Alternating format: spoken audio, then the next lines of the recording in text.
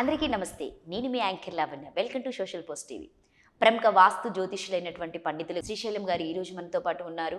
2024 క్రోధినామ సంవత్సరంలో ఉగాది సందర్భంగా రాశి ఫలాలు ఎలా ఉన్నాయని చెప్పేసి ఒకసారి గురువు గారి మాటల్లోనే అడిగి తెలుసుకుందాం. నమస్తే గురువు గారు. నమస్కారం అండి. సో ఎలా ఉన్నారు గురువు గారు? చాలా బాగుందండి.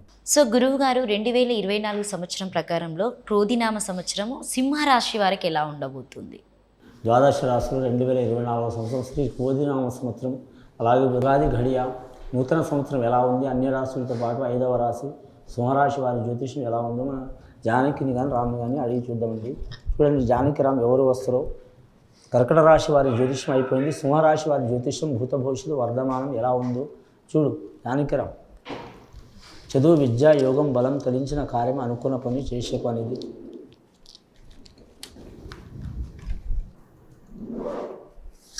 ముఖ్యంగా సింహరాశి వారి జాతకానికి చెప్పాలంటే భక్తాంజనేయ స్వామి వచ్చిందండి మరి జాతక బలంలా. అలాగే మాత్రం బాలకృష్ణుడు, మురళీకృష్ణుడు వచ్చిండు. సబ్కా మాలిక్ ఏకైనట్టు షిరిడి సాయిబాబా వచ్చిండు. అని సింహరాశి వారి జాతక బలానికి చూడాలంటే మాత్రం నవగ్రహాల్లో వారికి మాత్రం 5 గ్రహాలు చాలా వరకు అనుకూలంగా ఉన్నాయండి, 4 గ్రహాలు అనుకూలంగా లేవు.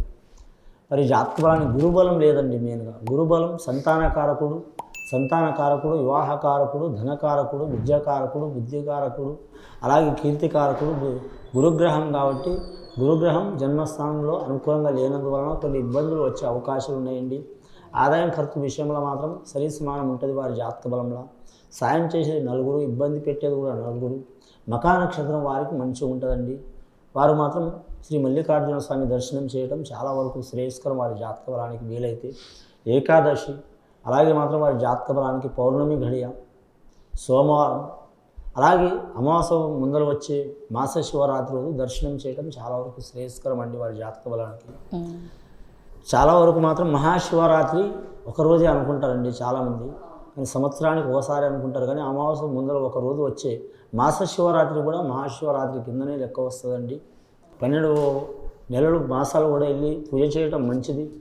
త్రయోదశికి వెళ్తే మాస శివరాత్రి పూజ చేసి అమావాస్య రోజు నిద్ర చేసి రావడం కూడా చాలా వరకు మంచిది. శ్రీశైలం మల్లికార్జున స్వామి కాడని వెళ్ళాలని ఏం లేదు. వారికి వీలైతే శ్రీశైలం మల్లికార్జున స్వామి వెళ్ళడం మంచిది. లేదా వారి గ్రామంలో కానీ వారి పట్టణంలో కానీ ఉండే ప్రాంతంలో కానీ ఖచ్చితంగా పూజ చేయడం చాలా వరకు మంచిది. అన్నదానం చేయడం మంచిదండి. వీరికి రవిగ్రహం అనుకూలంగా ఉంది వీరి జాతక బలానికి. కీర్తి ప్రతిష్ట అధికం ఉంటుంది. రాజకీయ నాయకులు కలిసి వస్తుంది. నాయకత్వ లక్షణాలు ఎక్కువ ఉంటాయి. స్త్రీలకైనా పురుషులకైనా, అలాగే సెలబ్రిటీలకు, అలాగే మాత్రం కళాకారులకు మాత్రం అనుకూలమైన వాతావరణం ఉంటుంది. కీర్తి పెరుగుతుందండి, ధనం పెరగదు, కీర్తి పెరుగుతుంది. వాళ్ళ కాకపోయినా కీర్తి ఎప్పటికైనా ఉంటుంది. ధనం అయితే వస్తుంది పోతుంది, కొందరు జీవితాంతం ఉంటుంది. లక్ష్మీదేవత ఒక్కడ నిలబడదు కాబట్టి కొద్దిగా ఇబ్బందికరంగా ఉంటుంది. కానీ సరస్వతి దేవత మనం ఉన్న కాలం నుంచి మనం వెళ్ళిపోయిన కొన్ని తరాల వరకు కూడా గుర్తుంటుంది. మీరు జాతక బలంలో చూడాలంటే మాత్రం ముఖ్యంగా మాత్రం అంశబలం మంచిగా ఉంది. వివాహ విషయంలో కలిసి వచ్చే అవకాశాలు ఉన్నాయి. ముఖ్యంగా సంతానంలో ఏమైనా ఇబ్బందులు, చిక్కులు, చికాకులు ఉన్న వారికి తొలగిపోయే అవకాశం ఉందండి. భక్తాంజనేయ స్వామి వచ్చిందంటే వారికి ఖచ్చితంగా వారి పేరు మీద మాత్రం చాలా వరకు శుభయోగం ఉంటుంది. బాలకృష్ణుడు వచ్చిండు, మురళీకృష్ణుడు వచ్చిండు. మరి జాతక బలానికి శ్రీకృష్ణుడు చాలా వరకు సుఖపడ్డాడనే అభిప్రాయం ఉంటుంది. కానీ అయినంత పడ్డ ఇబ్బందులు ఎవరికి లేవు. అందరితో నిందలు పడ్డ దేవుడు చాలా వరకు శ్రీకృష్ణుడు అండి. కానీ మాత్రం వారిని కూడా ఆరాధన చేయడం చాలా మంచిది. అలాగే మాత్రం గురుబలం లేదు కాబట్టి గురువారం రోజు షిరిడి సాయిబాబాను పూజ చేయడం చాలా మంచిది. 2వ నక్షత్రం పుబ్బా నక్షత్రం వారి జాతక బలానికి షిరిడి సాయిబాబాను దర్శనం చేయడం మంచిది.